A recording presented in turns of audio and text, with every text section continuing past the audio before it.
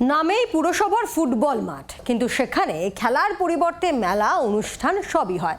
বিয়েবাড়ির জন্য পুরসভা মাঠ ভাড়া দেয় বলে অভিযোগ।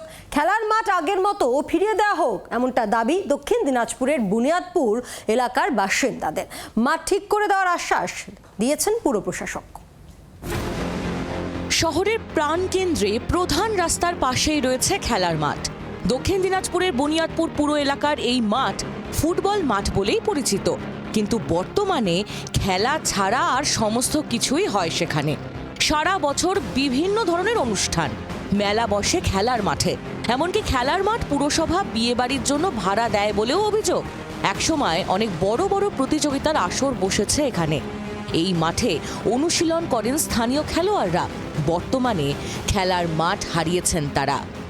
বিগত কিছুদিন থেকে আমাদের ফুটবল মাঠে মেলা এবং বিয়ের অনুষ্ঠান লেগেই আছে, যার জন্য আমাদের কোচিং ক্যাম্প চালাতে খুব অসুবিধা হচ্ছে। আর জায়গা নেই, বা বুনিয়াদপুরে যে আরো যে ইয়েগুলো আছে, উৎসব ভবনগুলো যদি না পায়, লাস্ট অবধি আমাদেরকে রিকোয়েস্ট করে স্থানীয় লোক বা কোনো দিক থেকে বলে, তখন আমরা না করতে পারি না, দিতে হয় যে লোকালি একটা কাজটি করতে হয় আমাদেরকে। আগামী দিন যাতে আমরা মাঠ ঠিকঠাক রাখতে পারি সেদিকটা আমরা দেখবো। মাঠ ঠিকই আছে, এইসব ঠিকঠাক আমরা করে মাঠ ভালো জায়গায় থাকবে।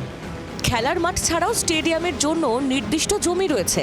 সৌন্দর্যায়নের জন্য মাঠে বড় বড় মূর্তি বসানো হয়েছে, ফেন্সিং ও রং করা হয়েছে, কিন্তু অবহেলিত সেই খেলার মাঠ। দক্ষিণ দিনাজপুর থেকে শ্রীকান্ত ঠাকুরের রিপোর্ট, জি 24 ঘন্টা। বাংলার আওয়াজ, বাঙালির আবেগ, জি 24 ঘন্টা।